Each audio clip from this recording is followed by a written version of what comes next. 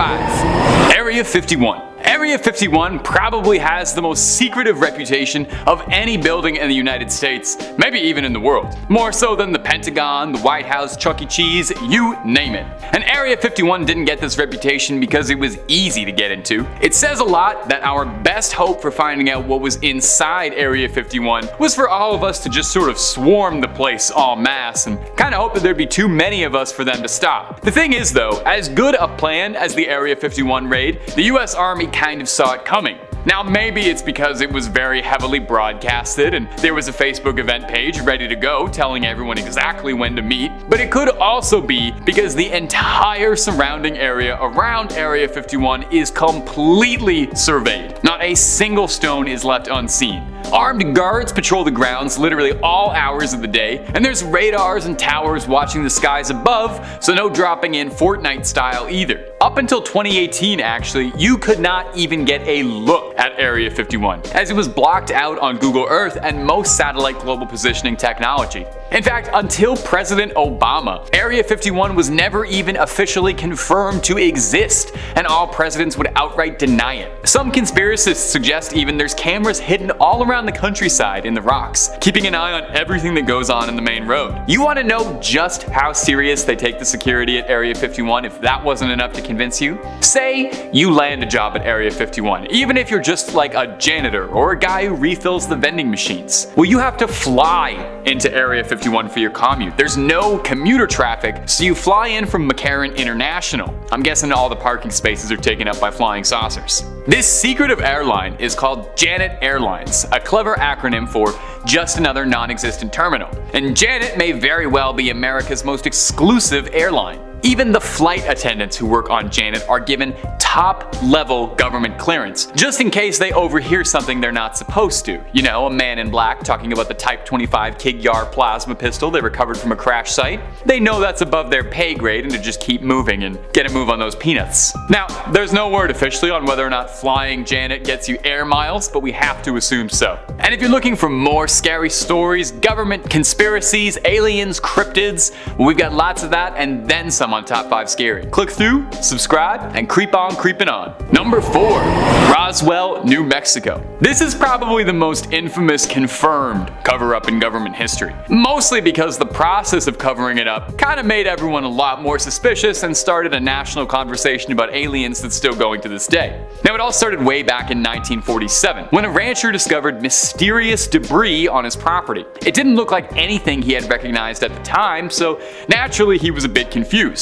It was these lightweight, paper-thin alloys that looked a bit like aluminum foil, strange rubbers, fiber optic cables. If you lived on a ranch in the 50s, it seemed like space-age technology. Now, about 2 weeks earlier, civilian pilot Kenneth Arnold had made headlines after claiming that he had seen a series of flying saucers. So in the American shared collective consciousness, flying saucers were very fresh, exciting, and new. The rancher reported it to a local sheriff, who reported it to the Air Force, and then whispers leaked out to the press, and a headline was published: RAAF captures flying saucer on ranch in Roswell. And the rest was basically history. Imagine picking up the newspaper when you see a headline from a credible source that said the government had recovered a flying saucer. I kind of get where all the hysteria is coming from here. Now, where the interesting part comes in is that this little story worked out very well for the government, who were doing their level best to distract the public from the true nature of what they were working on, which would later be discovered to be Project Mogul, a nuclear bomb detection hardware. It was a top-level Black Ops secret project, launching these little weather balloons with audio recording equipment to try and detect nuclear bombs being launched in the Soviet Union. So the alien cover-up worked very well, since not a soul was talking about weather balloons, and all of the conversation instead became fascinated around whether or not the Air Force was really harboring alien corpses and flying saucer wreckage, with rumors trickling out of the woodwork like water spilling out of a burst pipe. You know, there were stories of an alien autopsy, reverse-engineered UFO crafts, the men in black knocking on people's doors. All of this talked about over a downed balloon. To this day, however, there are still those who champion that the real truth about Roswell has yet to come out, including the 45th President of the United States, who claimed he's heard some very interesting things about the 1947 incident, but didn't allude to anything further. Number 3. They're expanding. The most secret building in the world is getting bigger, slowly but surely each year, and no one on the outside knows why. And they're doing it the way they do everything, which is to say clandestinely and not telling nobody nothing. They've been expanding the area surrounding the base, buying up swaths of land to assimilate inside of it. From what can be observed, new hangars and new runways are being built. But, again, it's impossible to ascertain what for because everything revolving around this building is top level clearance, so we only have wild mass guessing to go on. Obviously they're building more hangars because they're collecting more UFOs. I mean, what else could it really be? I'm a guy on a YouTube channel, I'm a trusted news source. They hit a bed of a snag in 2015 when the mass of land they were swallowing up was owned by a family who'd held the land for the past century. They refused their offers to give it up, and the Air Force offered the family $5.9 million. But the family wanted to hold out for more, as they felt it wasn't a good enough offer. And honestly, it's the US Air Force. We know they've got the money. Spring a little for it. It's not the first time the secretive base has grown. When it was first established in 1955, it was a little over 6 by 10 miles. But these days, the base has become so large, it's now 4,500 square miles across. Area 51 is getting big enough to be its own state. It's bigger than Rhode Island, Connecticut, and Delaware, the 3 best states. I can't tell you what they're doing or what they need all that space for, but it does keep me awake wondering. Number 2, there's a presidential declaration exempting them from turning over classified materials. In the United States, an organization can be forced to disclose classified information for a variety of reasons. As an example, if the Environmental Protection Agency believes that an organization is disposing of toxic waste in a way that goes against local hazardous laws, they can order that organization to turn over relevant materials, classified or not, in order to aid in the EPA's investigation. On September 29, 1995, President Bill Clinton signed a presidential determination exempting Area 51 from these laws. As Clinton stated in his determination, "I find that it is in the paramount interest of the United States to exempt the United States Air Force's operating location near Groom Lake, Nevada, from any applicable requirement for the disclosure to unauthorized persons of classified information concerning that operating location. Therefore, pursuant to 42 U.S.C., I hereby exempt the Air Force's operating location near Groom Lake, Nevada from any federal, state, interstate, or local provision respecting control and abatement of solid waste or hazardous waste disposal that would require the disclosure of classified information concerning that operating location to any unauthorized person." This determination has to be renewed by the president every year, and we know for a fact that the next president, George W. Bush, chose to uphold and renew it, making this a rare example of bipartisanship. They cover up a lot. Now look, this whole video we've been talking about everything they cover up, but it goes so much deeper than you know. You might think working at Area 51 would be your way into learning all the secrets the base has to offer. Pick up a broom, sweep something up, learn about the aliens. But you might be saddened to know even those with top-level clearance are still kept in the dark on just about everything. In the 90s, there was a bit of a controversy when several lower-level Area 51 workers tried to file a suit against Area 51.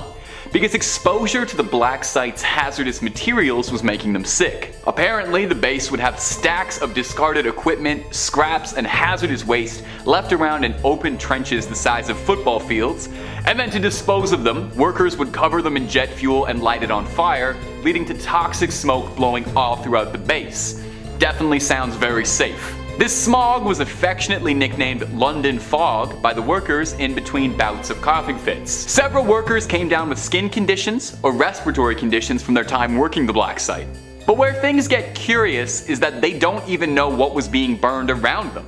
And when the workers tried to file their lawsuit, the base refused to clarify or even acknowledge what had been burned.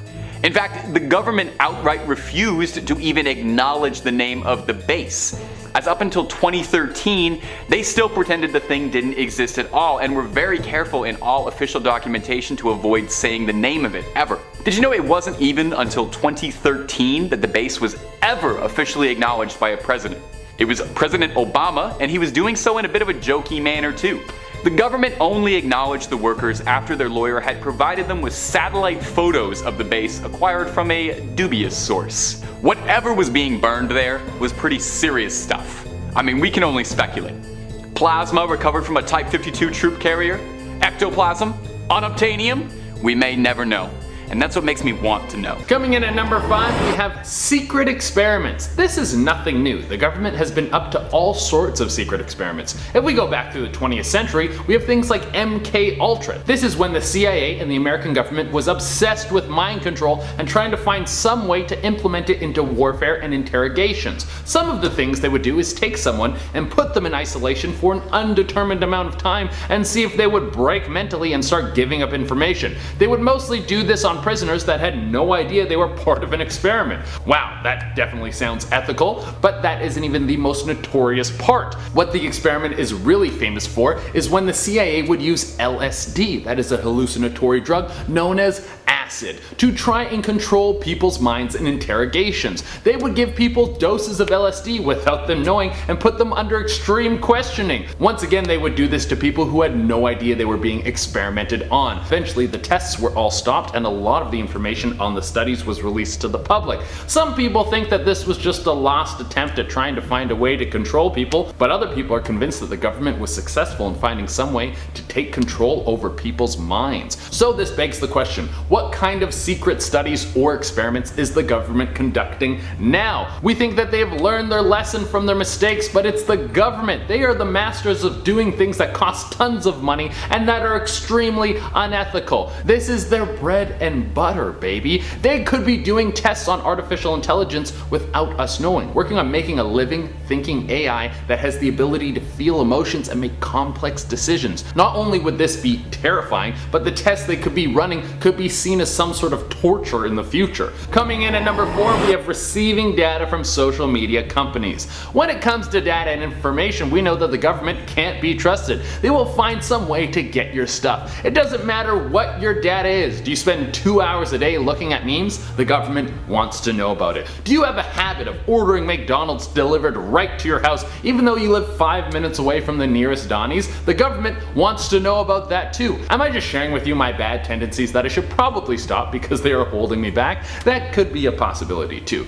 But we already know that the NSA was looking at all your phone calls, all of your emails, and collecting all of your data back in 2013, and you think just because we caught them they were gonna stop? No way! Then Facebook got caught for selling data, and you don't think that other major companies aren't doing the same thing? Data is the most valuable thing on the planet right now, and there's no way that the government doesn't have their hands in the pot somewhere. That was the big problem with TikTok. It's Chinese owned, so America didn't want their data flying out to another country from the American people, but they are perfectly fine with it staying in the hands of the American people, probably because they're getting a piece of it. Number 3, Operation High Jump. Operation High Jump, officially titled the United States Navy Antarctic Development Program, launched from 1946 to 1947, was a United States Navy operation to establish an Antarctic research base. The operation was organized by Admiral Richard E. Byrd. Operation High Jump, which included 4,700 men, 13 ships, and 33 aircrafts. The war's end also signaled the onset of the atomic age and a desire to secure supplies of uranium and other natural resources. With its almost unlimited mineral deposits and largely unexplored territory of the Antarctic, it was a prize. It commenced in August 1946 and ended in late 1947. Or did it? In August 1946, Chief of U.S. Naval Operations Chester Nimitz, great name, announced that a massive combined military expedition named Operation High Jump would be launched into Antarctica during summer in the most southern hemisphere. The operation involved a variety of aircrafts, including newly purchased helicopters, also known as Task Force 68. Byrd and his team established the Little America 4 base, near where 3 previous bases had already been situated. The frozen aircrafts would photograph as much as Antarctica's land surface as possible during the 3-month operation, photographing the east to the west coast, while seismology tests were also being done. Upon reaching the Ross Ice Shelf, the ships carrying aircrafts, ice vehicles, supplies, tents, sled dogs, they would all establish Little America 4, the official Antarctica headquarters. By the time Operation High Jump was completed in March, a dozen large military flights had already been to the base. One, however, did not, which resorted in the operation to take more of an aggressive search and rescue mission for a downed plane and 3 lost airmen. Due to the weather, the aircraft crashed and a search plane spotted the wreckage 13 days later. Their signal, painted on the wrecked wings, indicated that 3 of the crewmen were unfortunately dead. Since it was impossible to land in the area, messages were dropped directing the other survivors to make their way to open water about 10 miles to the north. The men successfully made the trek and were brought to Pine Island by the rescue aircraft. Other operations would follow, including the US Navy's Operation Windmill in 1947 and 1948, and eventually treaties were signed by all involved nations to ensure that Antarctica remained a non-military zone and more of a scientific hub. Number 2. Operation MK Ultra. MK Ultra was the code name of a semi-legal human experimentation program designed and undertaken by the CIA. The project was headed by Sidney Gottlieb, but began under the order of the CIA Director Alan Dulles. The experiments were intended to develop procedures and identify which substances, such as LSD, could be used in interrogations methods to weaken individuals and force confessions from them via brainwashing and psychological torture. MK Ultra used numerous methods to manipulate mental states and brain functions such as brainwashing, hypnosis, sensory deprivation, isolation, and a variety of information-seeking methods. MK Ultra was the birth and start of 2 other programs, Project Bluebird and Project Artichoke. It began in 1953 but was halted in 1973. It was organized through the CIA's Office of Scientific Intelligence and coordinated with the United States Army Biological Warfare. The program engaged in illegal activities, however, including the use of unwitting and non-consenting test subjects. MK Ultra's scope was pretty broad, with activities carried out under the guise of research at more than 80 institutions, including colleges and universities. Also, hospitals, prisons, and pharmaceutical companies. Yeah, they were deep. MK Ultra was first brought to public attention in 1975 by Congress and the Commission on CIA Activities. In 1977, a Freedom of Information Act request uncovered 20,000 documents relating to MK Ultra, which led the Senate to some hearings. Yeah, I'd think so. Boston mobster James Whitey Bulger and cult leader Charles Manson were both subjects of these experiments. Interesting. And coming in at number 1, Operation Paperclip. Operation Paperclip was a secret United States intelligence program in which more than 1,600 former German SS scientists, engineers, and technicians were relocated from Germany to the US for government employment after the end of World War II, between 1945 and about 1959. But why? The primary purpose of this secret operation was US military's advantage in information against Soviets, precipitating the space race. Similarly, the Soviet Union Operation Oso Aviacum did pretty well the exact same thing, relocating more than 2,200 German specialists during one night in 1946 in secrecy. Over 2,000 Army personnel examined 5,000 German targets with high priority information and research surrounding rubber, oil, armored military, V-2 rockets, aircraft, equipment, radios, chemicals, medicine, you name it. They wanted that science. The US Joint Chiefs of Staff established the first secret recruitment program called Operation Overcast in 1945. Representatives included the Army Director of Intelligence, the Chief of Naval Intelligence, the Chief of Air Staff, and the State Department. 1945, Operation Overcast was renamed Operation Paperclip by the officers who would attach a paperclip to the folders of classified rocket knowledge whom were crucial to the Americans. President Truman officially approved Operation Paperclip and expanded it to include 1,000 German scientists under temporary limited military custody. Basically, they were now citizens if they played ball.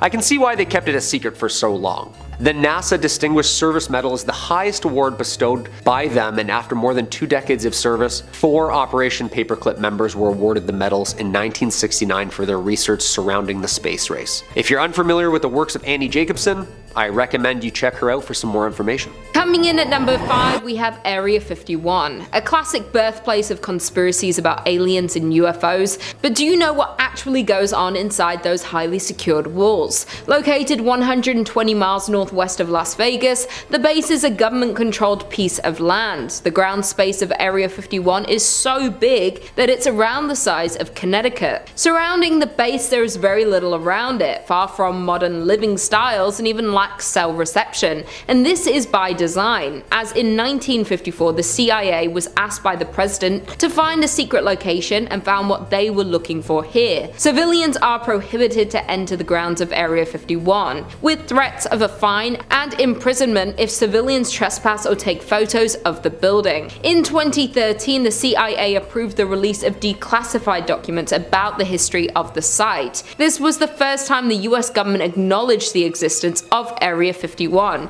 even though it has been in operation since 1955. Area 51 is shrouded in mystery. According to ex-government sources, this mysterious area of Nevada is mostly a test site for experimental military technology, like the SR-71 Blackbird airplane, and now a secret extraterrestrial testing facility. Additionally, Area 51 is home to the nation's overhead surveillance program. It's where some of the most important spying aircraft in American history was assembled, tested, and ultimately sent out on missions. Experts say it's likely remains an area for the Air Force and US spy agencies to develop the next generation of aircraft and other weapons of war. The conspiracies around Area 51 in relation to examining aliens are due to the multiple reports of reported UFOs around the grounds of Area 51. Though these weren't UFOs, they were the aircrafts the government was testing on the grounds. That being said, since it has forever been locked away from the public, it's not for certain exactly what goes on within the walls of Area 51. But the fact that it was declassified 60 years after it began operations is a bit scary if you ask me. In at number 4 we have John Lennon's CIA case. John Lennon is a pop culture icon and is best known for being one of the members of the Beatles, though the Federal Bureau of Investigation considered Lennon a threat. This is because the government wasn't too keen on a foreigner spreading anti-war, anti-Nixon messages to the rather large counterculture movement in the United States. Thus, the FBI did what the FBI does best and kept detailed surveillance records of Lennon's activities while actively trying to deport him. The FBI suspected Lennon would disrupt proceedings in the 1972 presidential election, where Nixon hoped to be re-elected,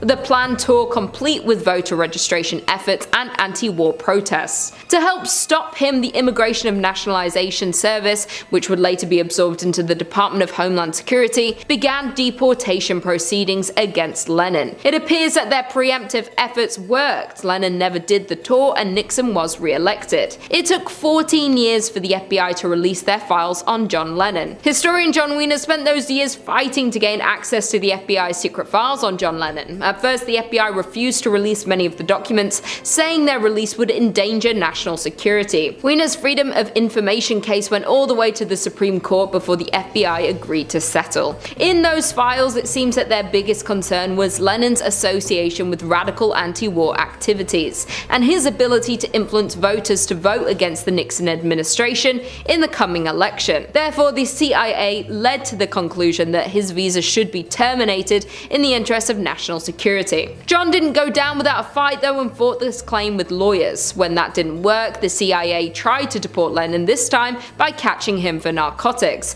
even though the FBI doesn't enforce possession of narcotics charges as it is a state offense. That being said, the CIA proceeded to give the Miami FBI office a discreet porter to arrange a drug bust. However, all of Lennon's files were destroyed due to what they claimed to be part of a routine file destruction procedure, so this can't be known for certain. Coming at number 3, we have secret weapons, especially in America where the military funding is through the roof. Who knows what sort of technological advancements are happening behind closed doors? I don't think we will ever know what's going on until they want us to know. Places like Area 51 have stayed secret forever, and even when there was supposed to be a massive raid, which just turned out to be a bunch of people hanging out in the desert for a good laugh, none of the secrets have leaked out. Well, not none of them. There are some people who have claimed to work at Area 51 and have leaked some secrets. Most famously is Bob Lazar. If you follow the content I'm a part of, then you will for sure have heard me talk about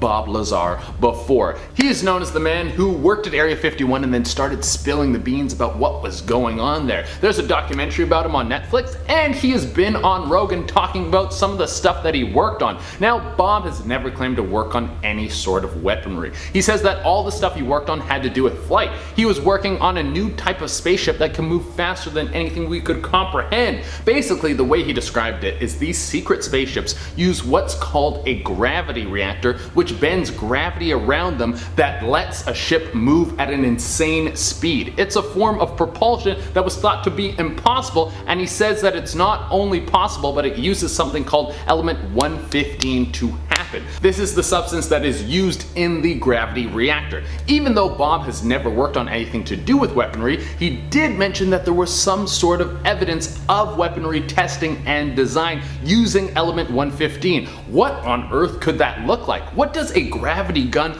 or gravity bomb do to a person or an entire city? Bob worked with the government in Area 51 back in the 80s, so who knows what kind of advancements they have made since then. The American government could be hiding a weapon that could have the destructive capabilities to take out an entire country or blow up the moon. Or if they could shoot nukes faster than the speed of light, there wouldn't be a lot of time to get shelter and protect your people if that gets fired at you. Well, let's hope we never have to experience something like that, because I don't want the world ending right now. There's also things like Project HARP, a system of radio towers in Alaska that apparently have the ability to control the weather and even cause things like powerful earthquakes. Imagine you could weaponize the weather, cause lightning and hail to decimate your enemy. It would be like they're in the movie Geostorm. You could make the terrain too cold to fight on, or make the weather too erratic for your enemy to grow crops to feed their troops. They would quickly be bending the knee to your godlike power. There's also rumors that Project HARP has the ability to send out a low frequency signal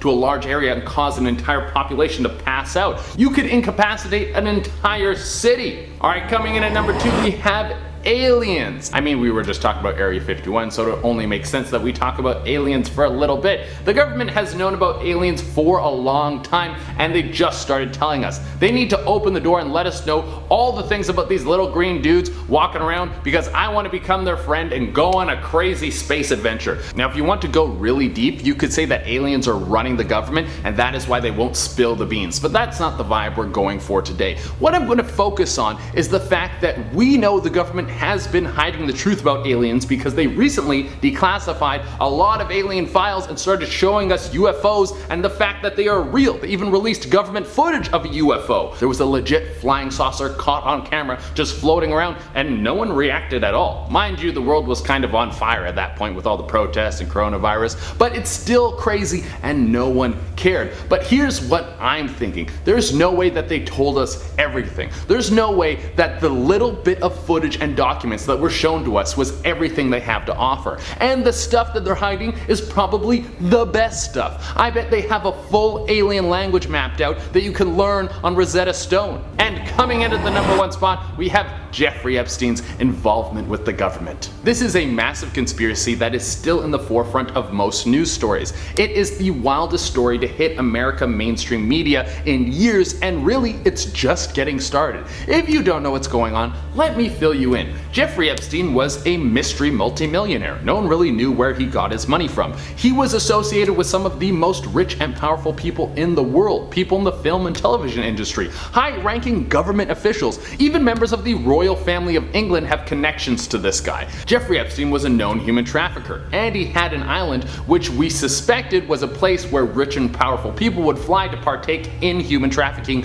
with victims that were not of legal age. I can't go into detail on what would happen there, it is too inappropriate for this channel, but when you hear private island, human trafficking, not of legal age, rich and powerful people, I think you can piece together what was happening. And if you want things in more detail, just literally Google Jeffrey Epstein. Oh, and I forgot to mention that Jeffrey Epstein had a plane which was nicknamed the Lolita Express. That alone is extremely disturbing. When you start to go into the flight logs on this plane, you start to find a lot of wealthy people. Many of them were high-ranking government officials. officials. People like Bill Clinton, Prince Andrew, Tom Pritzker, a member of one of the richest families in the United States, and former president of Colombia, Andres Pastrana. The list goes on and on. Then one day Jeffrey Epstein is arrested, and it looks like he's going to have to stand trial for all of his horrible offenses and spill the beans. But before he gets the chance, he mysteriously dies in jail. It seems very convenient that someone who could probably ruin so many rich and powerful people died out of nowhere. So the question is, how deep do the Epstein ties go into the government? And if you thought the story was over, oh, we are far away from the end. Epstein's right-hand woman, Ghislaine Maxwell, who was the person who would find many of these people to take to Epstein's island, is now under arrest and set to stand trial. And in a strange turn of events, the president was questioned about her being in jail, and he said, "I wish her well." Coming in at number 5, we have the Guy Hoddle memos. Being the tinfoil hat guy, let's kick it off with some aliens, shall we? In December 1936, a man by the name of Guy Hoddle was named acting head of the FBI's Washington field office. He was appointed special agent in charge and served until 1955. So what's so special about this guy? Well, it's the most popular searched file in the FBI vault, the new internet database housing hundreds of bureau records released under the Freedom of Information Act. In the past 2 years, the file has been viewed more than 1 million times, and yet only a semi-redacted, single-page memo relaying an unconfirmed report the FBI never commented on is a hot topic. 63 years ago, March 1950, it was authorized by Mr. Hoddle, taken to FBI headquarters in DC by him, and addressed and hand-delivered to FBI Director J. Edgar Hoover, surrounding the apparent flying saucers problem. Quote, "The saucers were described as being circular in shape with raised centers and approximately 50 feet in diameter. Each one was occupied by 3 bodies of human shape, at 3 feet tall, dressed in metallic cloth of a very fine texture. Each body was bandaged in a manner similar to the blackout suits used by speed flyers and test pilots were familiar with." Yeah, this is alarming. It was the first file released publicly in the late 70s and posted on the FBI website for several years, but heavily redacted. It's sharpied all over the place. The Guy Hoddle memo could just be a hoax, or could the infamous events in Roswell in 1947 have led the FBI to this memo? For a few years after the Roswell incident, Director Hoover did order his agents on behalf of the Air Force to verify any UFO sightings. That is true, but that doesn't mean anything came back. Regardless, this FBI report looks and sounds terrifying, and a hoax gone on that long doesn't seem too plausible to me. What do you think? Number 4, PRISM. PRISM is the code name for the program that the United States National Security Agency collects internet communications from various US internet companies and stores it.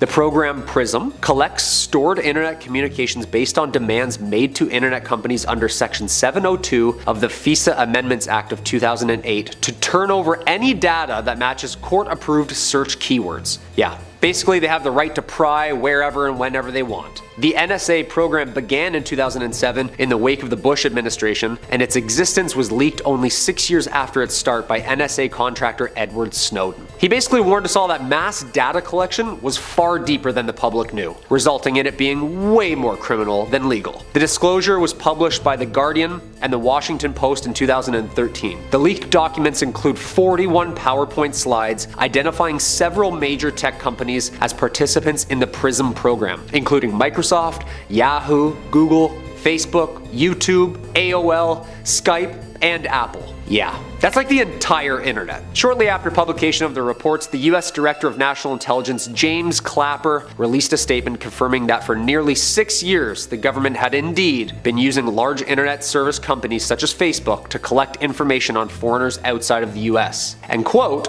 "defense initiative against national security threats." Yeah. Admitted it too, huh? Yeah, you really can't do that, as there are kind of privacy acts and laws forbidding that. In a closed-door Senate hearing, FBI Director Robert Mueller said that Snowden's leaks had caused, quote, "significant harm to our nation and our safety." And in 2013, the United States Department of Justice moved against Snowden with 2 counts of violating the Espionage Act of 1917 and theft of government property. Ha! Government property. That's funny. They then revoked his passport, and 2 days later, he flew into Moscow's international airport where Russian authorities welcomed him and eventually granted Snowden permanent residency in 2020. Traitor or hero? What do you think? Number 3. MK Ultra. If I have learned anything in my time diving into the unknown, is that the truth invariably is always stranger than fiction. And I have seen some stranger things. All 4 seasons of it. Love that show. Love 11, Steve Harrington and the gang. I think it's so cool that the show takes this wild sci-fi premise like the CIA trying to use narcotics to train people to be psychic super soldiers. It's very creative and oh, they actually did that. The CIA actually did that. Oh, okay. I'm just playing. Of course I knew that. I'm a conspiracy theorist. The core backstory behind Hawkins' favorite little psychic is just as wild as the show. Starting all the way in 1953, the CIA began researching serious efforts into harnessing humanity's latent extrasensory abilities. This program was called MK Ultra, and I'm gonna tell you right now, we would need like 5 or 6 videos to even begin scratching the surface about this one. So if this is something you're at all curious about, this incredibly real thing the American government did, please look it up after this video. Now, the true extent of the program we can't really discuss, but participants were put through torturous experiences, including electrocution, unknowingly dosing subjects, and a lot more. Many documents were outright destroyed by the CIA's direction in the 70s, but what documents we do have let us into a bit of insight. The CIA was worried of the Soviets' technological advancements over them, and they were doing everything they could to try and get the edge in interrogation and data collection, and believed that with the aid of substances, mental gymnastics, they could effectively mind control another human being and make them into a tool for their will. A declassified document states outright the purpose of the MK Ultra experiments was to find a way to promote and enhance the abilities of individuals to withstand coercion, as well as produce confusion and amnesia, to create materials which will cause the victim to age faster or slower, and to promote illogical thinking and impulsiveness to the point where the recipient would be discredited in public. Now, this might surprise you, but the victims of MK Ultra were for the most part psychologically ravaged for the rest of their life. The CIA was pulling people literally off of the streets, experimenting on homeless, convicts, single parents, people with nowhere to turn who they know wouldn't tell anybody and who wouldn't be believed. Number 2. Project Gateway. Wow, we're gonna build off that last point. Bet you didn't think that'd be a 2-part point, did you? Well, some fun terrible trivia for you. MK Ultra was far from the only CIA bit of mind control and parapsychological program they were researching. And these are just the ones we know about for certain. A good skeptic knows there's probably way more we don't know about. So, mind control and being able to make a subject impressionable was one thing, but like I said, it was far from the only sensory research project. Let's talk a bit about Project Gateway. This was the CIA's attempt to harness the full extent of the brain. You've probably heard that old adage that you only use 10% of it. This was them trying to use 100, with the hopes that with enough practice, subjects would be able to release their consciousness outside of their physical body and astrally project, with the ultimate goal being full-scale mental time travel, allowing the consciousness to exist beyond the physical realm and access mental memories, experience them from a third-person perspective. If successful, subjects would theoretically be able to relive their own memories, take stock of their surroundings in new ways, and gather intel no one could have. It sounds completely made up and sci-fi. It sounds like the plot of The Men Who Stare at Goats, except that we have got it fairly documented as a real thing. Now, it's very complicated stuff, and not easy to parse into an 11-minute video, but if you want a very quick layman's idea on the experiment, the thinking was that a combination of binaural beats, intensive meditation sessions would affect the flow of the heartbeat and blood flow of the brain, and would start to awaken it. There was a line in this document that says, if your brain is like a light,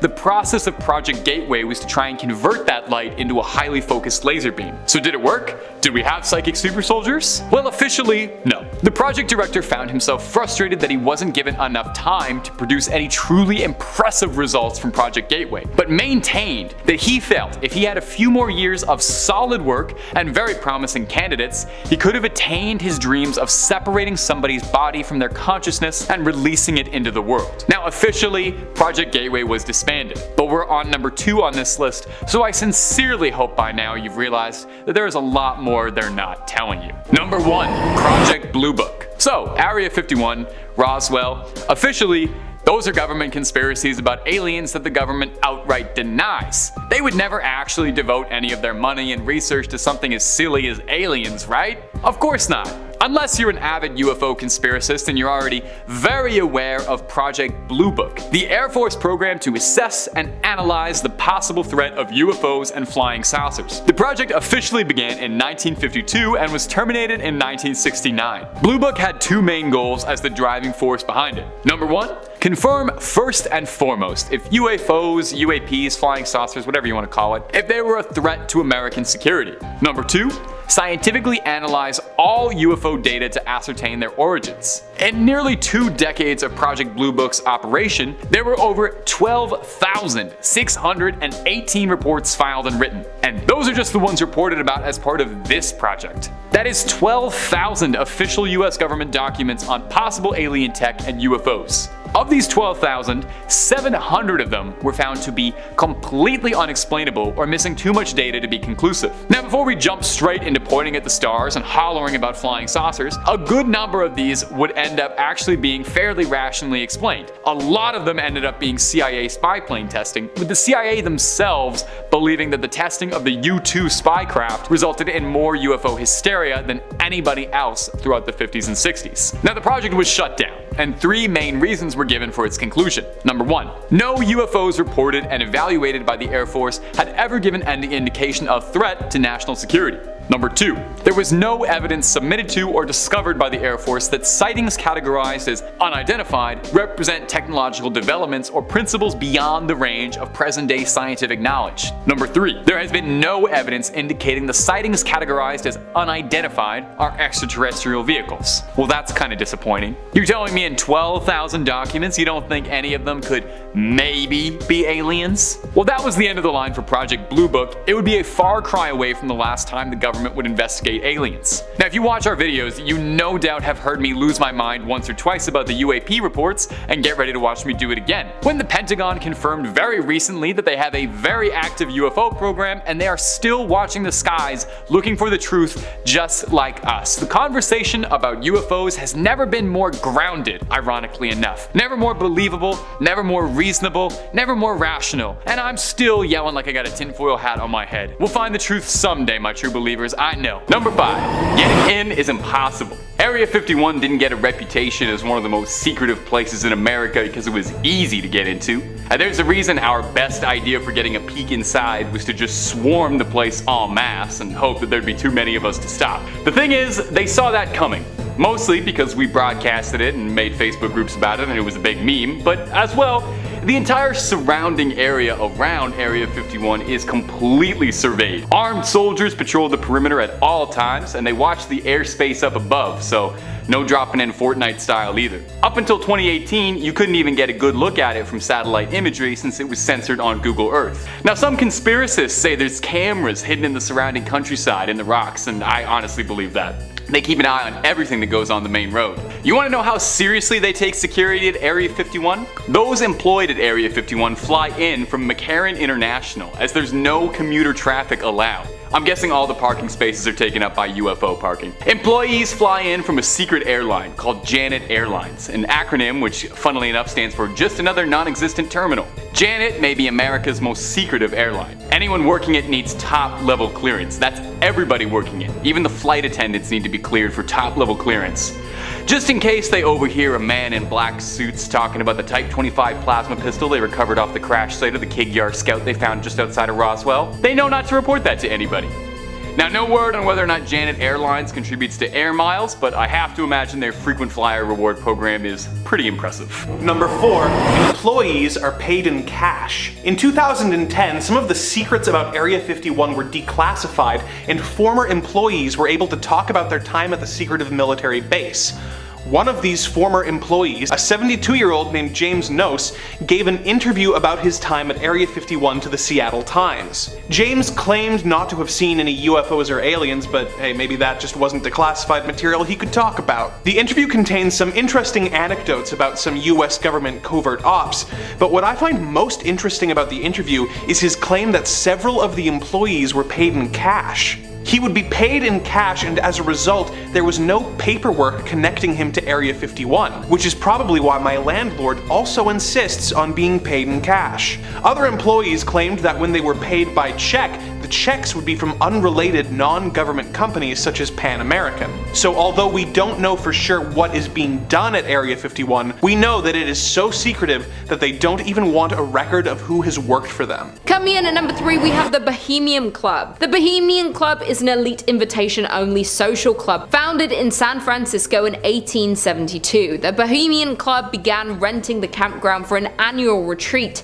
before purchasing it outright in 1899. But what actually happens at the club? Well, in June and July, some of the wealthiest and most powerful men in the country flocked to the Redwood Grove in Sonoma County, California. They're all members of this so-called Bohemian Club, a private all-male club that's counted US presidents, military officials, artists, and business leaders as members. Over the years, a number of those gathered club members have happened to be US presidents. Because of its secrecy, strange ceremonies, and elite body of members, the Bohemian Club has long been the subject of sinister online rumors, with a number of journalists trying to infiltrate the campground just to try and get a glimpse of what actually goes on in the camp. The journalist Alex Shumatov was caught and detained for trespassing. Filmmaker Alex Jones had more success with his infiltration in 2000, where he entered the camp with a hidden camera. Jones was able to capture a ceremony called the Cremation of the Care. During this ceremony, members were seen wearing costumes and cremating a coffin before a 40-foot owl. While the reported Philip Weiss snuck into the Bohemian Grove in 1987 and spent a few days mingling with the rich and powerful. A former dining server described the club as a place where the elite could engage in behavior that doesn't usually fly for people of their stature in the regular world. In the 21st century, the Bohemian Club maintained its reputation for being highly exclusive,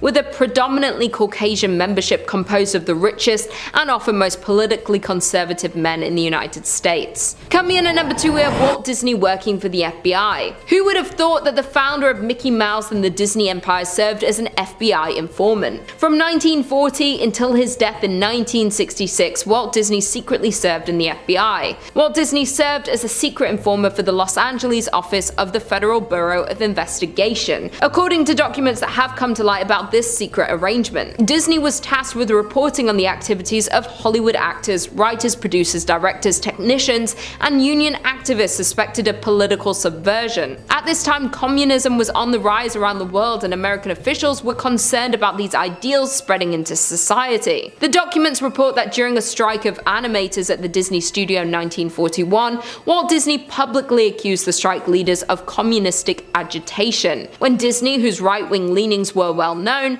testified before the House Committee on Un-American Activities in Washington, he named several of the animators who had led the strike as communists. In return for Disney's information, the director of the bureau allowed Disney to film in the FBI headquarters in Washington. For his part, Disney allowed the director access to Disney scripts and make changes in movies and episodes of the Mickey Mouse Club television show. Due to Disney providing the bureau with information and doing such a good job, he was named full special agent in charge contact in 1954. This title was given to those who were trusted informers that is able to provide transportation and equipment, as well as public relations services to the bureau. And finally, in at number 1, we have they investigated ESPs. The extrasensory perception, also known as ESP, is considered a sixth sense, including claimed reception of information not gained through the recognized physical senses but sensed with the mind. According to the FBI Vault, ESP is considered a perception of information about events beyond what may be discerned through the 5 physical senses or deduced from past experience or knowledge. The FBI's interest in ESP goes back to 1957, when the bureau was contacted by a man called Foose, who claimed that he could teach the blind to see. While CIA was not impressed by the tricks of Foose, it wouldn't be the end of the agency's or the FBI's interest in psychic and paranormal phenomena. From there, the FBI once spent time and money investigating extrasensory perception. There has also been reports of experimenting with ways to weaponize people with ESP. This was a highly secret program during the 1970s by the government that took place in research labs in California. The bureau attempted to look at the phenomenon from a rational and logical viewpoint, using cold hard science and math, much like the CIA and DIA later would. In their attempt to construct a laboratory test to objectively measure psychic phenomena, the results of the laboratory tests that they held remain unknown as the files were excluded from the FBI's release. Considering the interest of the Army and CIA in the FBI's psychic research, whatever their results were likely helped justify the future course of the intelligence community's research into psychic perception. Based on concerns ESP could be used as part of an international spying,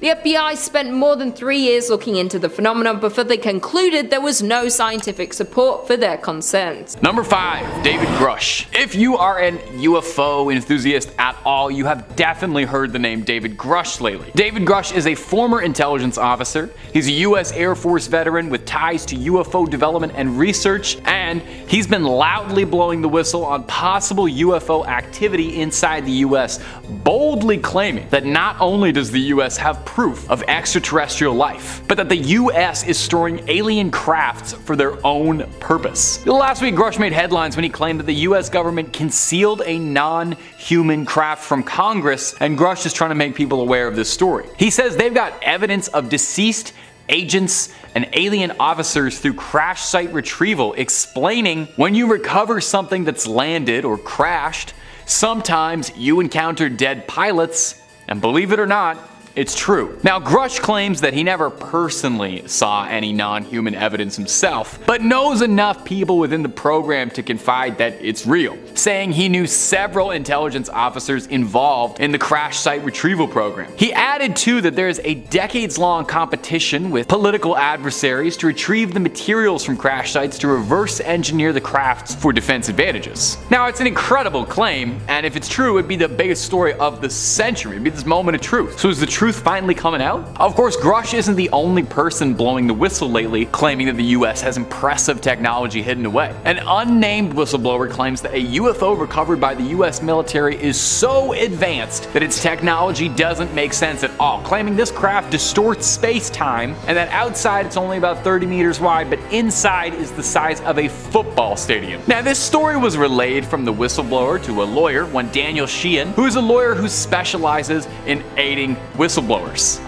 There really is a guy for everything there, isn't there? Story goes is that the crash site recovery crew found this craft 30 feet embedded in the earth. They sent an agent inside and discovered that it's like the TARDIS, saying that it was much, much bigger on the inside and that he was disoriented and nauseous after stepping inside and discovering the craft was impossibly large. Wow, maybe, you know what? Alien crafts, we could use those as cheap housing, fill a lot of people inside if they're bigger on the inside. Maybe a possible solution to a housing crisis? I just solved it. You're welcome. And if you're looking for way more scary footage of UFOs, aliens, all sorts of conspiracy stuff like that, you better believe the Top 5 Scary has all of that and then some.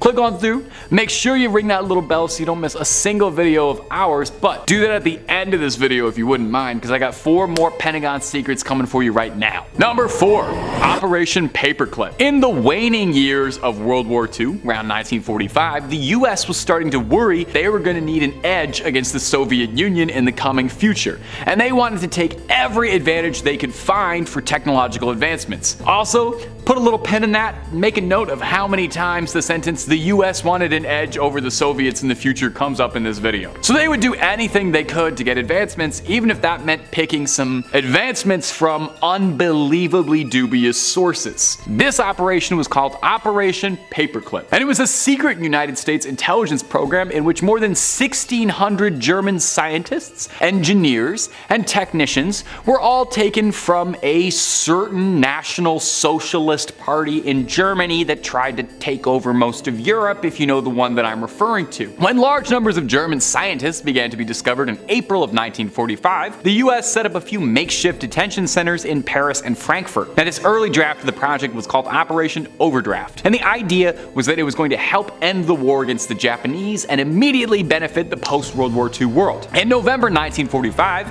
Overcast got renamed to Operation Paperclip in a reference to how officers would attach a paperclip to the folder of rocket scientists and experts that they wanted to export to America. Now, in its conception, the project's idea and goal was this fear that if America didn't take all these very morally gray scientists, someone else would have, fearing that they would flee to Argentina or Egypt, which had known to be sympathetic to members of that party. The Soviets actually had a very similar project to this, mirroring it, calling it Operation Osowieckim, occurring during 1946. Everybody wanted them. These scientists all blended into American life very well. They took to McDonald's. They got themselves cushy jobs at lofty positions, and a number of them went to NASA. A great deal of the advancements we have in rocket and spaceflight technology can be very, very directly traced back to members of this project. Isn't that fun? Think about how all-American it is to get to the moon. Number 3, Operation Paperclip. Ooh, this one's a doozy. In the waning years of World War II, around 1945, the US was beginning to worry that they needed an edge against the Soviet Union in the coming future, and wanted to take every single advantage they could find at their disposal for advancements in technology, even if that meant picking up from some seriously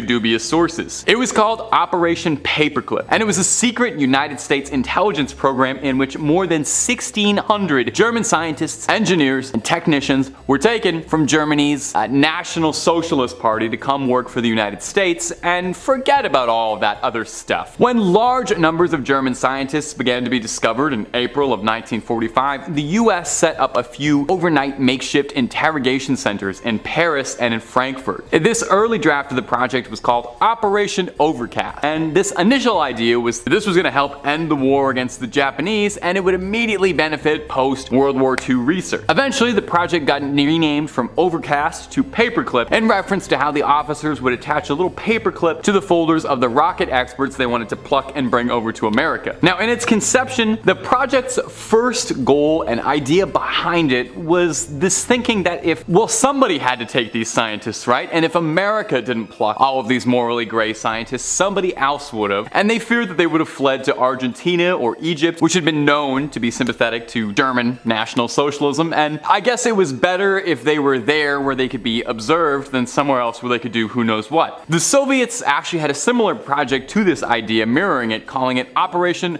Ozofikam, and I'm probably pronouncing that wrong, occurring during 1946, and that's a whole different video. Now, these scientists blended into American life, and they got themselves some cushy jobs at lofty positions. You would not believe some of the places some of these guys went. A number of them went to NASA. Here's a terrible fact for you. A great deal of the advancements and knowledge we have about like rockets and spacesuits and spaceflight technology can all be directly traced to members of the project and former members of a certain nationalist socialist party. Number 2, MK Ultra. If you're like one of the 1.4 billion people who've turned into Netflix for Stranger Things, you're probably a big fan of all the wacky stuff that goes on in Hawkins. Aliens from another dimension, Steve Harrington's hair, psychic super soldiers. It's fun to see such fantastical concepts on the screen, you know? That kind of stuff only exists in TV. And of course in the grim reality where the CIA really did try to develop brainwashing, mind control, and astral projection technology. Now, the most infamous among them by far is Project MK Ultra, sometimes known as Project Monarch. To begin to even truly scrape the surface of this subject, we need a lot more time than the 2-minute window we've got here, but we can cover the absolute basics about this super duper incredibly very real thing the American government was very involved in. Look it up after this video, please. I can't discuss everything, but participants of the MK Ultra trials were put through unimaginable torment. Electrocution, unknowingly dosing subjects with illicit narcotics. Now, many MK Ultra documents have been destroyed over the years by the CIA's direction, but what documents that have been declassified gave us a lot of insight into the program. See, the CIA was worried again that the Soviets were making better leaps in technology over them and were winning all sorts of landmark races. So they were doing everything they could to get their edge over the Soviets, like we talked about in the last point. And one of these forays was interrogation technology. They believed that with the aid of certain illicit substances, some mental gymnastics, they could outright dominate and control another human being's brain. The project's goal outright was stated to enhance the abilities of individuals to withstand coercion, produce shock, confusion, and amnesia, to create materials which will cause the victim to age faster, slower, to promote illogical thinking, and impulsiveness to the point where the recipient would be discredited. So it's not quite 11 and the Upside Down, but it is just as cruel. Now, interestingly, a plot point in the show was that 11's mother was kind of cruelly experimented on. She didn't really know what she was signing up for at all and was left ravaged by the experience afterwards. This is really not that different from what actually happened, where a grand majority of the test subjects for MK Ultra Project Monarch were people like homeless people, convicts, or people with nowhere else left to turn who are willing to turn a blind eye to some seriously dubious experimentation for very little in the way of compensation. And number 1, the gateway experience. Now, as I just said, this is far from the only bizarre mental training the CIA ever dipped their fingers in. Have you ever seen the movie The Men Who Stare at Goats? Probably not. It's an indie movie from the early 2000s. It's great. George Clooney and Obi-Wan Kenobi is in. I forget his real name, Ewan McGregor. The movie talks about a secret division of the US Army that was experimenting with expanding their consciousness. Sounds pretty far out and groovy, right, man? Well, enter the gateway experience. It sounds like weaponized hippies, and it kind of was. The goal was that subjects would be able to harness the full extent of their brain, and that with enough practice, subjects would be able to release the control of their consciousness from this mortal shell, from this meat prison that keeps us all, and release us out into these planes of existence that you and I are just far too feeble to ever understand. Now, the final landmark for this project, the final idea, was mental time travel, which sounds wild, but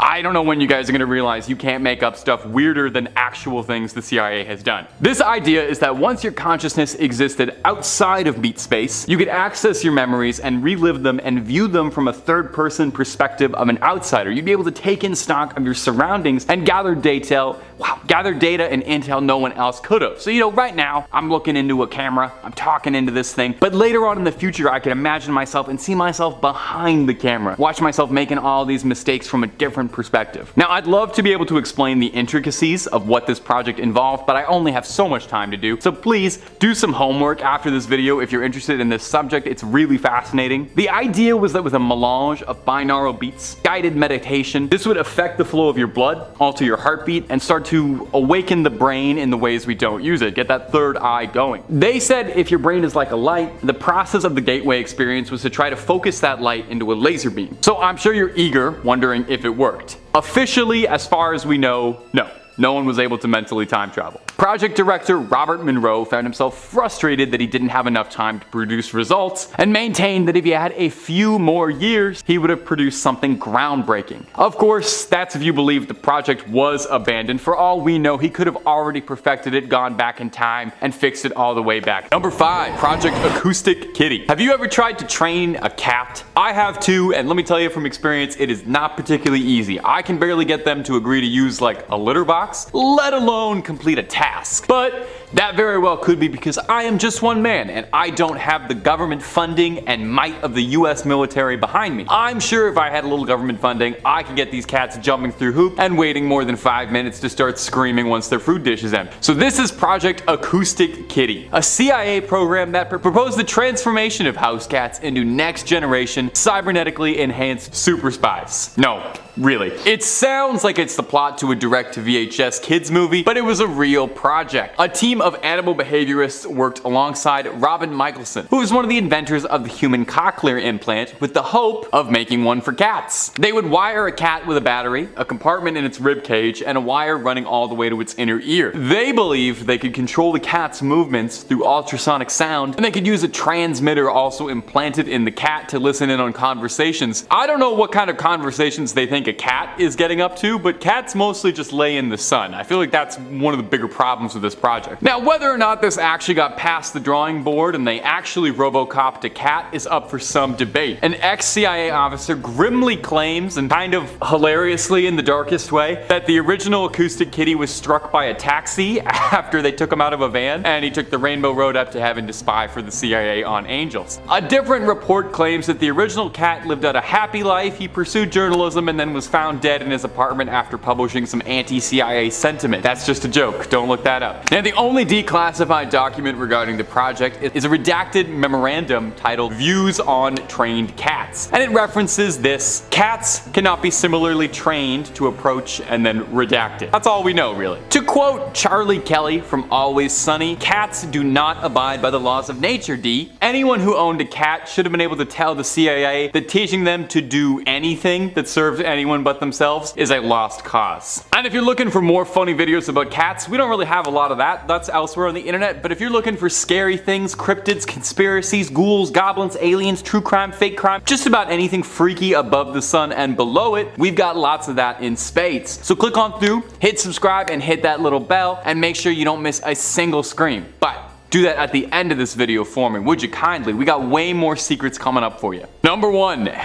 Number 4, Henry Shields' flying saucer. And one of these should probably be about aliens, right? The rest of them are going to be like secret CIA projects and stuff, but I feel like I should include just one alien thing to keep it a little fun and fresh and flirty, and also because I know you love the aliens. I know what drives the clicks around here. So let's talk a little about a declassified document regarding unidentified flying saucers coming to us from 1976. Captain Henry Shields of the US Air Force began his report by typing, "Sometime in his career, each pilot can be expected to encounter strange, unusual happenings which will never be adequately or entirely explained by logic or subsequent investigation. This story will be filed away and possibly forgotten, but it makes for interesting and possibly disturbing reading," which is a great way of prefacing, letting you know that whatever he's about to talk about is insane. The account begins describing a clear morning. The Iranian Air Force received a series of calls of unknown airborne objects described as bird-like or flying saucer-like, or like a brightly lit helicopter. Now, nothing should have been in the airspace at the time, and so an F-4 fighter jet was dispatched. As the plane followed, it made contact with a flying saucer-like object, and they lost all communications with ground control until they moved away from this strange object. They sent a second F-4 fighter after it, but that also experienced a power loss when it tried to fire at it, as if there was some sort of like tech field, some EMP field blocking them. The crews reported they saw something detach from the saucer and fly towards the plane at top speed, but luckily was avoided. Now, it's unclear what happened, but the saucer escaped, and the crews of the planes reported seeing something land from the UFO, lighting up an area of the lake. They investigated at a nearby residence where the owners claimed they heard loud noises and very bright lights. So what was it? What was it they encountered then? It was far too early for this to be any sort of drone technology, really, and there's not really many other options for me to say. I think it was an alien, and who am I to say that that's not true? In third place, we have an Air Force landing cover-up. Quinn Nelson, who wants his location to stay private out of fear for his safety, knew a girl whose dad was stationed at an Air Force base in his state. At the time, there were 2 Air Force bases and 1 Marine Air Station in that state, so he feels comfortable making this story known. Quinn said he went to see the girl and stay with her family over a weekend, arriving on the Friday, just in time for family dinner. He and the girl decided to walk over to the base movie theater afterwards to enjoy some private time. And after the movie was done, they were walking back to the family's quarters in the company of many Air Force kids and families who also saw the movie. He said that as they were walking, Air Force Air Police personnel began driving down the base housing streets, ordering the theater goers to the nearest base housing residence. A siren or tone was wailing from somewhere, along with a code being repeated that Quinn refuses to name. The crowd didn't put up any kind of resistance and began moving when they were directed, as if this was a normal occurrence. Something Quinn observed as being weird to him, but hey, he wasn't going to be the only one to put up a fuss. When the group he was walking with arrived at a house, his girlfriend, without knocking, pushed the door open and they all walked in. Quinn said the members of the household were pulling the window drapes closed, sending out folding chairs, offering water, acting like this was a planned gathering instead of some random occurrence. Around an hour or so later, the air police again went up and down the streets, giving the all clear, and somewhere the same siren or tone was sounding. Later that night, his girlfriend's family told him that he must never tell anyone about what had happened on the base, saying that this is what happens when UFOs would land on base property or nearby, something that was apparently very common on Air Force bases. Anyone want to let me know in the comments section if that's true? Consider me intrigued. In second place, we have lizard beings from Colorado. Back in 1968, Hannah and her family were living in a small town around the west end of Montrose County called Unravel, Colorado. One early summer morning, she was awoken by the barking of the family dog named Tippy outside of her bedroom window, which was unusual for the pup, who usually only barked when someone or something was in a yard that they weren't supposed to be. Hannah remembers waking out of a deep sleep and hearing Tippy constantly barking and wondering why her older brother, who slept in the bunk above her, and her parents, who slept on the other side of the wall, weren't telling Tippy to quit it. Finally, Hannah was fed up and decided to turn over in bed and look out the window, and was met with a sight she didn't believe at first. There was a small circular ship with its landing gear down and hatch with stairs folded down to the ground. Next to the ship were green lizard-like beings with bright yellow eyes, webbed hands that resembled a bow and arrow, and some had tanks on their backs. They had thin bodies, were covered in scales, and had V-shaped toes. According to Hannah, the overall mood was that these beings were searching for something, but she had no idea as to what. Another alien exited the ship, but it was much larger in size than the others and seemed to be the one giving out orders. This caused Tippy to begin barking aggressively once again, upsetting the aliens who began to approach the dog. Hannah instinctively jumped off her bed and rushed into her parents' room in an attempt to wake her mom, but struggled. Her mom slept as if she was completely out of it, and when she finally awoke, was incredibly sluggish in movement. Hannah explained what was going on outdoors and her concern for Tippy,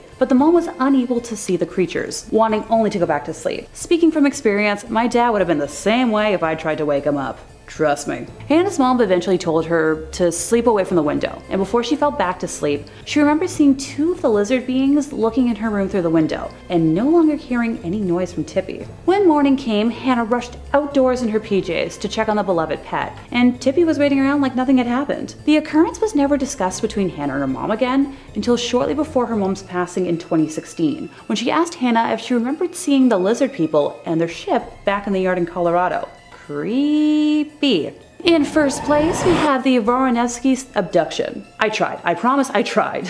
34-year-old Vladimir and his 29-year-old wife Olga were at home with their 1.5-year-old son Arthur and their daughters Vanessa and Angelica. Olga had asked their daughters to run an errand, and while returning home, both girls saw an unusual object in the sky, so they rushed home and told their family that they had seen a flying star. Olga told them that it had most likely been a satellite or a plane, but the girls objected and explained that the object had been round, with strange white, yellow, and red flashing lights around its perimeter. Both girls then drew a picture of what they had seen, and despite the fact that they went to different rooms to sketch, both drawings were very similar. The girls then insisted that their parents go outside to look at the sky. Olga and Vladimir saw a distant hovering object in the sky that seemed to move and change shapes. Olga managed to take a photo of the object with her cell phone, but the photo only showed a yellow spot or elongated strip with a black background. The family went back inside, had supper, and went to bed. And while I would love to end this here, y'all know better about how this is about to go. Around 2 a.m., Vladimir suddenly awoke and saw that the whole room was lit by a whitish violet light and tried to wake Olga, who refused to wake up, so he went back to sleep. And seeing as it was 2 in the morning, I would have done the same. The bright lights woke up their youngest daughter, Angelica, who ran to wake her mother. Olga then woke up, saw what the other two had seen, and woke Vladimir back up. He was amazed to see that the ceiling of the room had apparently disappeared or had become totally transparent. Right over them, instead of the ceiling, they could see the open sky and a huge disc-shaped craft hovering right above. Vladimir and Olga ran outside their home, still in their PJs, and could see a hovering disc-shaped UFO emitting the strong lights around 100 feet away. Olga began floating, zooming upwards in a spiral motion, and when Vladimir tried grabbing her legs, he discovered he couldn't control his body. Olga described feeling nauseous, unable to control her body as well. In a state of shock, the couple found themselves teleported inside a room with transparent walls and no furniture. Moments later, the duo witnessed 12 entities enter. The humanoids were short, around 4 feet tall. They had 3 fingers on each hand and large heads with smooth gray skin. Vladimir didn't notice any mouths, noses, or ears on them, but noticed their large, black, pupilless eyes. The entities had no visible legs and were moving around like caterpillars. They wore a completely sealed, tight-fitting coverall with masks and hoods that covered their bodies. Only one of the aliens was taller from the rest, easily over 6 feet tall, and stood behind the other small humanoids, with his face not being visible under his outfit. The short entities approached Olga first, placing her in a deep armchair that resembled a gynecologist's chair, prompting Vladimir, who was now unfrozen, to attempt to rush towards her when he ran into an invisible wall or force field. 2 of the aliens approached him, and he asked what was going on, and they reassured him telepathically that you will soon be back home. Vladimir rightfully became angry and attempted to push the aliens away, but was thwarted by more entities grabbing him in an attempt to restrain him. The aliens asked him why he resisted, staring straight into his eyes each time they communicated telepathically, before inserting 4 metal rods into his chest area, paralyzing him completely. So from that moment on, he was unable to move and could only stand there helplessly and watch the aliens experiment on Olga. Somehow, they were able to cut into her stomach without her noticing or using any kind of known surgical instruments. She sensed the smell of her inner organs, feeling unpleasant, but no pain, only tranquility and relaxation. Modern human medicine could apparently stand to learn a thing or two. The aliens seemed to be taking samples from her body and organs, and apparently were now using different instruments to study the organs inside her abdomen. Olga was only able to describe one that looked like a pair of pincers and had 3 clamps. After the strange procedures, the aliens closed and sewed up her stomach. Now, before the abduction, Olga had been bothered by stomach pains, and after the abduction, she never suffered from them ever again. The smaller humanoids respectfully called the taller humanoid by a word that Vladimir has loosely translated as the professor, who explained to Vladimir that their society was like a huge ant colony. After Vladimir was brought in front of the professor, he asked the entity why they had taken him and his wife, with the taller being answering that it had to be done. Both witnesses understood that having such feelings was the central interest of the aliens. The tall alien said, "We do not understand you. Why haven't you, intelligent animals, destroyed yourselves yet?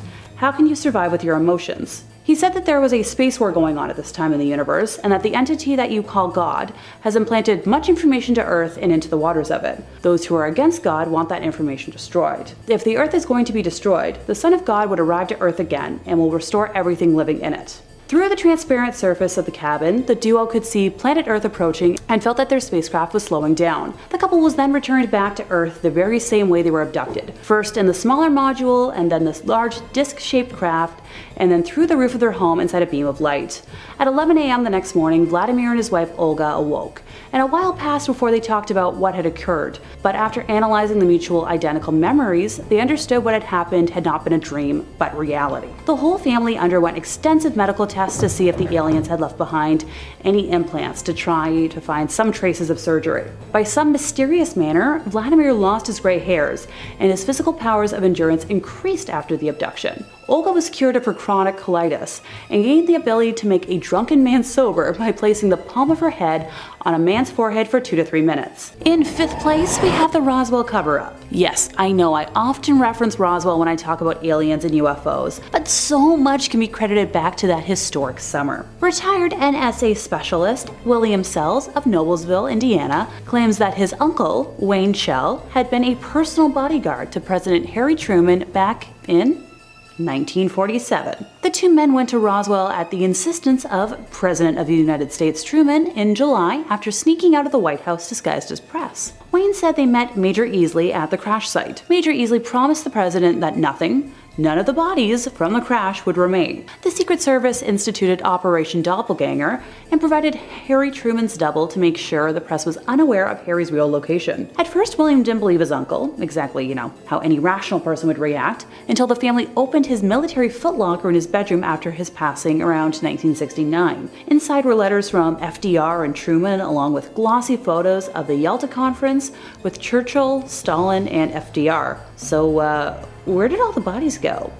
That's what I would like to know. In 4th place, we have a gray alien abduction. Grant Rollins, a resident of suburban Maryland, describes himself as a fairly normal bachelor, living in peace until this all went down in December of 2017. He woke up at 1:30 a.m. to the sound of a break-in and went to the bedroom door to confront the intruder, but was suddenly rendered unconscious as he touched the doorknob. Okay, so someone brave. I would have been cowering under the blankets or like in my closet. He woke up naked and cold in a pill-shaped glass container. The lid was open, so he was able to stumble out onto the floor that was near the container. He described feeling sluggish and barely able to walk, but he thought he'd been kidnapped, so he was urgently trying to find an escape route. The room he was in was made of mostly concrete and plastic with fluorescent lights. He managed to limp into a hallway that was tunnel-shaped and followed a blue glow coming from down the hall. As he walked, he came out of the tunnel and entered a large cylindrical room lined with vehicles on hooks along the walls. They were human vehicles, mostly Japanese and German cars and motorcycles, but some vehicles were clearly from the American military.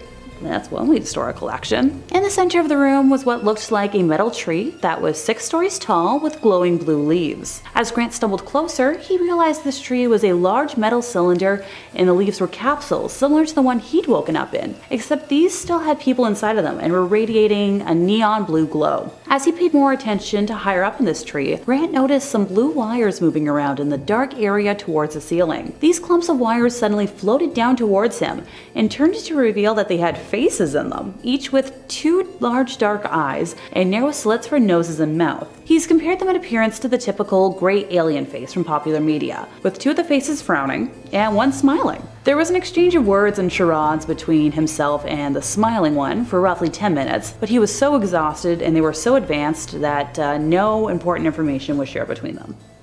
Too bad. He passed out once again, waking up later face down in a puddle of his own drool on a glass floor. Gross. He was too tired to get up and was barely able to tilt his head up, just enough to take a look around. The room was apparently circular, about 150 square feet in size, and a bright, sterile white color. One of the tentacled creatures was in the room, but was busy facing away and operating a set of strange controls with no buttons or levers. Out of exhaustion, Grant's head fell back down, and through the glass floor saw that they had risen out of a deep black hole that was dug into a grassy field, where a rock-shaped lid closed around the hole to cover it. This is when he realized he was in a spacecraft, and had actually been in a silo of some sort that's here on Earth. Grant passed out for the last time, and was awoken by the sensation of being dropped onto his bed with a hard thud. He checked his phone for the time and saw that it was 6:30 in the morning. Later that day, he found an object that had been inserted and cauterized into his right leg, and experienced a run-in with some men in black suits within 4 days of the abduction. Grant claims that he never believed in abductions or UFOs or men in black, any of that. But now he doesn't have a choice in the matter and is annoyed that there's no official place to get legitimate information or help on the subject. I'm hoping that after talking about this,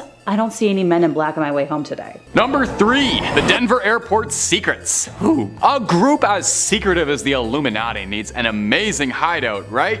Somewhere cool where you can pull the strings from behind the scenes, something like the Bat Cave, hidden in plain sight, but hidden enough from the public eye that no one would uncover them. Now, there have been several theories over the years as to where a cabal like this could be concealing themselves, but my definite favorite conspiracy is that they use the Denver Airport as a base of operations. The Denver Airport is just rife for conspiracy theory on its own, and I have to admit, even as a very large skeptic, there's enough in here to have me rubbing my chin in wonder. First and foremost, there's a giant terrifying horse statue that looks like a stallion Satan would ride into battle, more than anything you'd expect to see on an airport. It's got red glowing eyes and it sets off a few eyebrows and then gets a million times weirder when you learn that the creator of the statue was crushed to death by this statue, meaning this horse has taken a life before.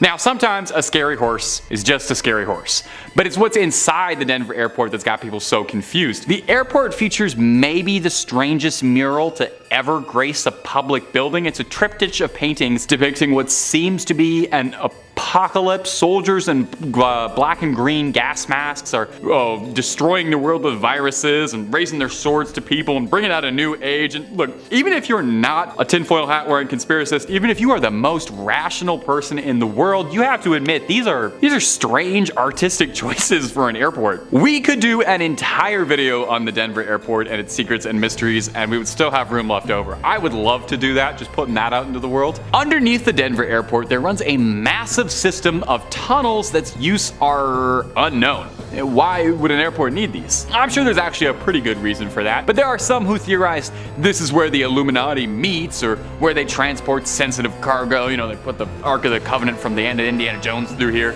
And finally, there's a seal on top of the Denver airport for a time capsule with Freemason symbols all over it, and a note indicating that one of the contributors to the construction was the New World Airport Commission, an organization that does not appear to exist. If all of this is setting off your blinking lights, it's understandable. There is a reason this building is so popular for countless conspiracy theories. But is it home to a secret shadow government? Only that horse knows, and I'm not getting near him to ask. Number 2, Project Mockingbird. A very popular conspiracy theory is that the government subliminally splices in messages in the media to influence people to get you to go see the latest live-action Disney remake. Well, what if I told you that might not be the craziest thing in the world, since the CIA tried pretty hard to do this? It was called Project Mockingbird, allegedly. A CIA program that aimed to influence and control media organizations and journalists for propaganda purposes.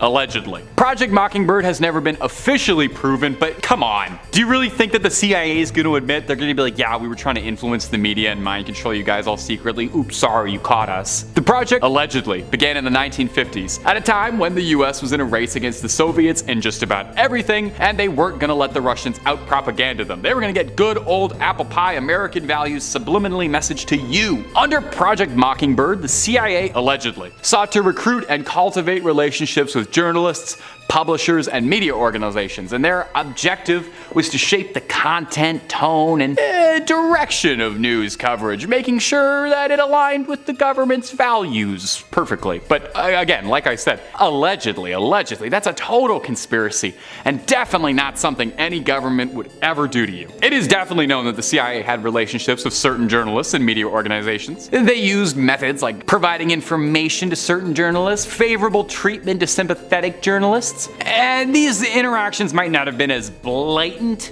string pulling, but they could have influenced media coverage indirectly. But again, unclear what extent was real and what is being blown out of proportion. But you know, the idea that the government could be controlling the media is pretty horrifying. But if the US government wants to pay me to get some subliminal messaging into top 5 scary videos, just give me a DM, guys. I'm totally willing to be part of the propaganda machine. And number 1, Project Stargate. When you go through records of declassified CIA programs, the things you uncover are both unbelievably shocking, so much that it almost loops around to being mundane. The CIA has done so many insane real things that it makes conspiracies about the CIA seem kind of subdued. You know, you hear about the CIA trying to turn cats into listening devices. That sounds like a joke. That was real. Have you heard of Project Stargate? Well, let me enlighten you. It was a top secret CIA project that aimed to investigate the potential of psychic super soldiers to train US soldiers to be able to see things outside their mind or kill targets using their psychic abilities. They tried to do stranger things. They tried to make a little 11. The program was inspired by reports that the Soviet Union was conducting research in psychic phenomena. And wow, well, come on. You don't want to be the only secret intelligence agency on the block that doesn't have psychic super soldiers. You'll look ridiculous. So the CIA sought out individuals who had purported psychic abilities. These people were called remote viewers, and the trainers would conduct experiments where these remote viewers would make claims about targets in separate rooms, and then an analyst would analyze how accurate they were. This is a real thing the US government was funding. The CIA and Department of Defense were signing the checks on this program. They really believed in this until they didn't, because over time they noticed a concerning lack of results. The CIA eventually decided to defund the project and declassify the documents, where it became a subject of mass fascination, I think, from people finding out that at one point the government was using tax dollars to try and fund psychic super soldiers, and that's not the plot of an 80s like Paul Verhoeven movie. That's a real thing that happened. It was, however, the direct inspiration for the plot of The Men Who Stare at Goats, which is a super underrated kind of Coen Brothers-esque indie movie starring Ewan McGregor. Could not recommend that enough, but even that does not do justice for how crazy real CIA programs are. Look them up on your own time. Please do your homework after this video if I can get any message through you.